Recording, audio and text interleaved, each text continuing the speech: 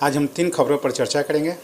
पहला, एक ऐसा डॉक्टर जो कार्डियोलॉजिस्ट के 16,000 मरीजों को नई जिंदगी दी, लेकिन कल वो खुद अपने दिल का शिकार हो गए। कहे तो दिल के डॉक्टर ही हार्ट अटैक से मौत हो गई। दूसरा, नीतीश कुमार को आईना दिखाते पूर्व प्रधानमंत्री देवेगौड़ा बोले, किसने भाजपा से हाथ नहीं मिलाया, मुझे बताओ। और तीसरा और जो अंतिम खबर चर्चा होगा, 2024 के लोकसभा चुनाव के नज़दीक आते ही सभी पार्टियां अपनी अपनी तैयारियां में जुट गई। वहीं बीजेपी का भी अब तवातोड़ बैठकों का दौर जारी है। तो सबसे पहले नमस्कार, न्यूज इंडिया के गुड मॉर्निंग शो में एक बार फिर आपका स्वागत है और मैं आपके साथ विपिन। सबसे पहले एक दुखद समाचार, गुजरात के चर्चित कार्डियोलॉजिस्ट गौरव गांधी का कल निधन हो गया। वो करीब 16,000 से अधिक हार्ट के मरीज की सर्जरी करने वाले गौरव गांधी को कल उनका दिल ने खुद धोखा दे दिया और उनकी हार्ट अटैक से मौत हो गई। जामनगर के रहने वाले गौरव गांधी का उम्र महज 1 वर्ष था। दूसरों के दिल का इलाज करने वाले डॉक्टर की हार्ट अटैक से मौत ने लोगों को गम के साथ साथ हैरत में डाल दिया है। गौरव गांधी ने हर दिन की तरह सोमवार को मरीजों को चिकित्सा परामर्श दिया। रात को वह पैलेस रोड स्थित अपने आवास लौटे, आराम से परिवार के साथ खाना खाया और सोने चले गए। और अगले ही दिन सुबह करीब 6 बजे जब परिवार के सदस्य उठे तो उन्होंने पाया कि गौरव की तबीयत ठीक नहीं है। उनके सीने में दर्द की शिकायत के बाद उन्हें तुरंत वहां के जीजी अस्पताल ले जाया गया, लेकिन रास्ते में ही उनकी मौत हो गई। गौरव गांधी की मौत की सूचना मिलते ही अस्पताल में बड़ी संख्या में लोग जुट गए। उनके बहुत से मरीज भी अस्पताल के बाहर पहुंचे और उन्हें नया जीवन देने वाले डॉक्टर की मौत पर रोते हुए देखा गया। गौरव गांधी ने जामनगर से ही MBBS की और फिर MD की भी डिग्री ली थी। इसके बाद कार्डियोलॉजी की पढ़ाई अहमदाबाद जाकर की। वह जामनगर में ही रहकर लोगों को इलाज किया करते थे। कुछ ही समय में उनकी गिनती सौराष्ट्र के सबसे अच्छे डॉक्टर में होने लगी थी। इसी का नतीजा था कि मरीजों को उन पर बहुत ज़्यादा भरोसा हो गया था। कुछ ही सालों में उन्होंने लगभग 16,000 से ज़्यादा लोगों का हार्ट का सर्जरी की थी। वह फेसबुक पर हार्ट अटैक अभियान से भी जुड़े थे।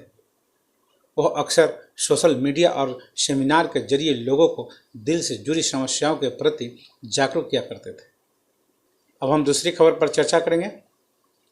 पूर्व प्रधानमंत्री और जनता दल सेक्युलर के प्रमुख HD देवेगौड़ा ने भारतीय जनता पार्टी के खिलाफ 2024 के लोकसभा चुनाव के लिए तैयार हो रहे हैं। विपक्षी दलों के गुट में शामिल होने से लगभग मना कर दिया है। साथ ही उन्होंने विपक्षी दलों को आईना भी दिखाया है। देवेगौड़ा ने मंगलवार को पार्टी दफ्तर में बिहार के मुख्यमंत्री नीतीश कुमार के प्रयासों पर आधारित एक सवाल के जवाब में कहा, मुझे एक ऐसी पार्टी दिखाइए जो प्रत्यक्ष या अप्रत्यक्ष रूप से भाजपा से जुड़ी न हो। पूरे देश में एक पार्टी दिखा दीजिए, इसके बाद मैं इसका जवाब दूंगा। मंगलवार को बेंगलुरु के JP भवन के एक प्रेस कॉन्फ्रेंस को संबोधित करते हुए देवेगौड़ा ने कहा, मुझे दिखाओ कि देश में कोई ऐसी पार्टी है जो बीजेपी से कभी हाथ नहीं मिलाए या मिला रही है। इसके बाद मैं विपक्षी दलों की एकता के बारे में बात करूंगा। सभी पार्टियां प्रत्यक्ष या परोक्ष रूप से भाजपा से हाथ मिला लिया है। इनमें कांग्रेस पार्टी के भी कुछ नेता शामिल हैं। उन्होंने आगे कहा कि JDS को अगले लोकसभा चुनाव की चिंता नहीं है। उन्होंने कहा, अब जिला पंचायत, ताल्लुक पंचायत, BBMP चुनाव आ रहे हैं। इन चुनावों में पार्टी को मिले जन समर्थन के आधार पर यह तय किया जाएगा कि कितने निर्वाचन क्षेत्रों और किन किन सीटों पर लोकसभा चुनाव लड़ना चाहिए। 2024 के लोकसभा चुनाव के लिए विपक्षी दलों के एक साथ आने के बारे में पूछे जाने वाले सवाल पर उन्होंने कहा कि पार्टी ने कोई फैसला नहीं किया है। उन्होंने कहा, हमने कोई फैसला नहीं किया है। सबसे पहले हम स्थानीय निकाय चुनाव के लिए पार्टी को मजबूत करना चाहते हैं। 24 में लोकसभा चुनाव लड़ने के बारे में पूछे जाने पर उन्होंने कहा कि वह चुनाव नहीं लड़ेंगे। देवगौड़ा ने कहा, मैं अब 91 साल का हो गया हूँ, अब लोकसभा चुनाव लड़ने का सवाल ही नहीं उठता। पार्टी तय करती है कि किसे मैदान में उतारा जाए। उन्होंने कहा, पार्टी कार्यकर्ताओं को विधानसभा चुनाव की हार से भी निराश नहीं होना चाहिए। पार्टी में सभी स्तरों पर बदलाव किया जाएगा। हमारा अगला लक्ष्य पार्टी को फिर से मजबूत करना है। अब हम तीसरा और अंतिम खबर पर चर्चा करेंगे। केंद्र की सत्ताधारी पार्टी बीजेपी ने इन दिनों बैठकों का दौर चल रहा है। आगामी लोकसभा और विधानसभा चुनावों के मद्देनजर पार्टी लगातार समीक्षा और अपनी स्थिति का आकलन कर रही है। पिछले दिनों केंद्रीय गृह मंत्री अमित शाह, पार्टी अध्यक्ष जेपी नड्डा और पार्टी के संगठन महासचिव बीएल संतोष ने भी लंबी बैठकें की थी। अब 11 जून को भाजपा शासित राज्यों के मुख्यमंत्रियों और उप मुख्यमंत्रियों की बैठक नई दिल्ली में बुलाई गई है। इस बैठक में केंद्रीय गृह मंत्री अमित शाह, पार्टी अध्यक्ष जेपी नड्डा और पार्टी के संगठन महासचिव बीएल संतोष के अलावा सभी राज्यों के प्रभारी शामिल होंगे।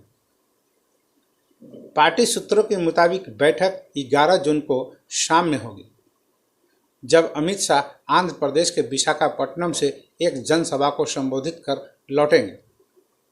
माना जा रहा है कि इस बैठक का एजेंडा आगामी लोकसभा और विधानसभा चुनाव है। इस बैठक में भारत के प्रधानमंत्री नरेंद्र मोदी भी शामिल होंगे या नहीं, ये अभी तक स्पष्ट नहीं हो सका है। बता दें कि इससे पहले प्रधानमंत्री ने 28 मई को नई संसद भवन के उद्घाटन के बाद भाजपा शासित राज्यों के मुख्यमंत्रियों और उप मुख्यमंत्रियों के साथ बैठक की थी और राज्यों को केंद्र की योजनाओं को सही तरीके से लागू करने और उनकी समीक्षा करने का भी निर्देश दिया था। बुधवार को भी पार्टी से शीर्ष नेताओं संग बैठक की थी। सूत्रों ने बताया कि लोकसभा चुनावों से पहले भाजपा कुछ राज्यों में अपने संगठन में कुछ बदलाव कर सकती है और अपने पदाधिकारी को नई भूमिकाएं सौंप सकती है। बता दें कि कर्नाटक विधानसभा चुनावों में कांग्रेस से हारने के बाद भाजपा आगामी राज्य विधानसभा चुनावों में अच्छा प्रदर्शन सुनिश्चित करने के लिए हर संभव प्रयास कर रही है। राजस्थान और छत्तीसगढ़ में इस साल के अंत में विधानसभा चुनाव होने हैं, जहां कांग्रेस सत्ता में है। मध्य प्रदेश में भी विधानसभा चुनाव होने हैं, जहां भाजपा का शासन है। तेलंगाना में भी चुनाव होने हैं, जहां 2014 में राज्य के गठन के बाद से भारत राष्ट्र समिति शासन कर रही है। भाजपा की कोशिश जहां राजस्थान और छत्तीसगढ़ में कांग्रेस को सत्ता से बेदखल करने की है, वहीं मध्य प्रदेश में सत्ता बचाए रखने की भी उनके समक्ष चुनौती है। तेलंगाना में भी भाजपा बीआरएस को पटकनी देने के लिए एड़ी चोटी का जोर लगा रही है। इस बीच राजस्थान के पूर्व मुख्यमंत्री वसुंधरा राजे ने बुधवार को भाजपा महासचिव बीएल संतोष से मुलाकात की है। यह बैठक ऐसे समय में हुई है जब पार्टी कांग्रेस सहित राज्य में अपने अभियान की योजना बना रही है। राजस्थान की 2 बार मुख्यमंत्री रह चुकी वसुंधरा राजे राज्य में भाजपा का सबसे प्रमुख चेहरा है, जहां पार्टी के भीतर उनके विरोधी भी हैं। भाजपा अध्यक्ष जेपी नड्डा ने बुधवार को नोएडा में पश्चिम उत्तर प्रदेश के पार्टी कार्यकर्ताओं के साथ टिफिन बैठक भी की।